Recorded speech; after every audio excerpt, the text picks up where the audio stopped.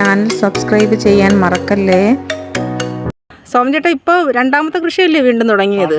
അപ്പോൾ ഇപ്പോൾ എന്തൊക്കെയാണ് നമുക്കിവിടെ കൃഷി ചെയ്തേക്കുന്നേ?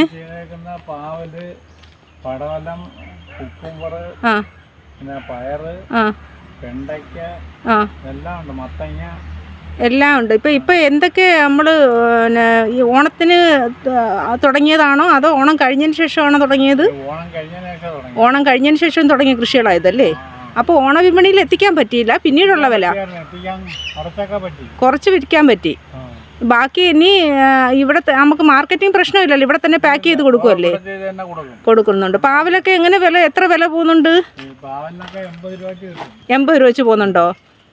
ഇത് മായയാണോ? മായ അല്ലേ? മായ ആകുമ്പോൾ എങ്ങനെ വെയിറ്റ് ഉണ്ടല്ലേ? നല്ല വെയിറ്റും ഉണ്ട്, നീളവും ഉണ്ടോ? ഉണ്ട് ഉണ്ട് ഉണ്ട്. അപ്പോൾ ഇത് എത്ര മൂട് പാവൽ ചെയ്തിട്ടുണ്ട്? 50 മൂട് പാവൽ മാത്രം ചെയ്തിട്ടുണ്ടല്ലേ?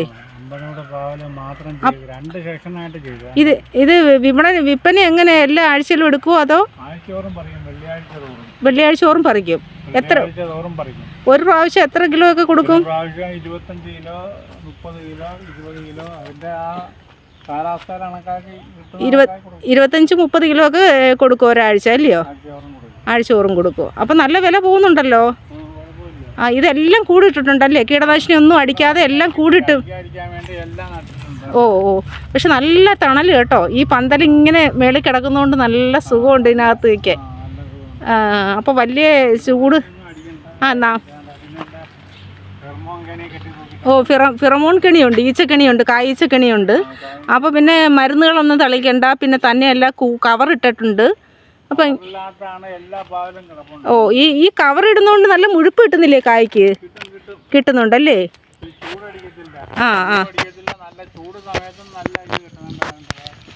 ചൂട് സമയത്ത് അതിൻ്റെ പച്ചിപ്പ് പോകുന്നില്ല.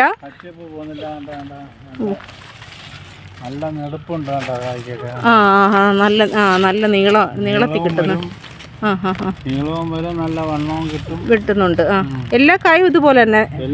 ഒരു കായ എത്ര വെയിറ്റ് ഒക്കെ വരുമായിരിക്കും? 450 ഗ്രാം വരും ഒരു കായ അല്ലേ? കുഞ്ഞു കായ. ഈ കവറൊക്കെ എങ്ങനെ മേടിച്ച് വെച്ചിരിക്കുകയാണോ?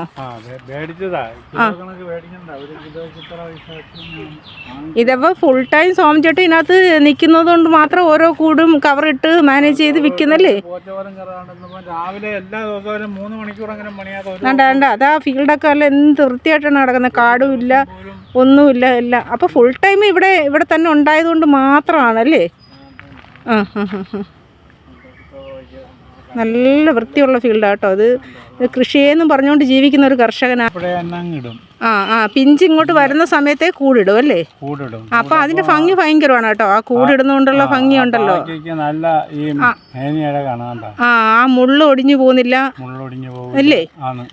ഇതിന്റെ ഇടയ്ക്ക് തന്നെ വാഴയുണ്ടല്ലേ? ഇടയ്ക്ക് ഇച്ചിരി സ്ഥലം ഒഴിച്ചിട്ടിട്ട് പന്തലിടാത്ത സ്ഥലത്തോട്ട് വാഴയും ചെയ്ത്.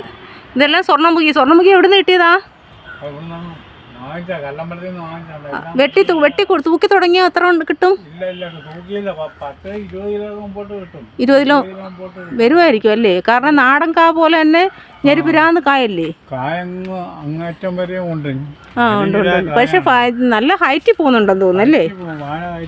വാഴ ഹൈറ്റിൽ പോകുന്നു. സപ്പോർട്ട് ചെയ്ത് നിർത്തിയാ പോകത്തില്ല. ഇതുണ്ടല്ലോ മീറ്റർ പയറാണ് കേട്ടോ. 1 മീറ്റർ നീളം വരും ഈ പയറിന്. നല്ല ഇനം പയറാ കേട്ടോ. നല്ല അതാ നല്ല ഇത് പയർ നല്ല വണ്ണവും വെക്കത്തില്ലേ? ഒരു 3 പയറൊക്കെ അരിയുമ്പോഴത്തേക്ക് ഒരു തോരനുള്ളതുണ്ട് അല്ലേ? ഒരു 3 ദിവസം ആകുമ്പോൾ വേവിപ്പിച്ചണം അല്ലേ? അല്ലെ പിന്നെ മുറ്റി പോവും അല്ലേ? ചാഴിയുടെ ശല്യം വന്നു തുടങ്ങിയിട്ടുണ്ടോ? ഇല്ല. കാണുന്ന കീടം പയറിലെ കൗബക്ക് എന്ന് പറയും. ഇതാണെങ്കിൽ തണ്ടിൽ വന്നിരുന്ന് കുത്തിയിട്ട് നീരൂറ്റി കുടിച്ച് തണ്ടിനെ ഉണക്കുന്നു.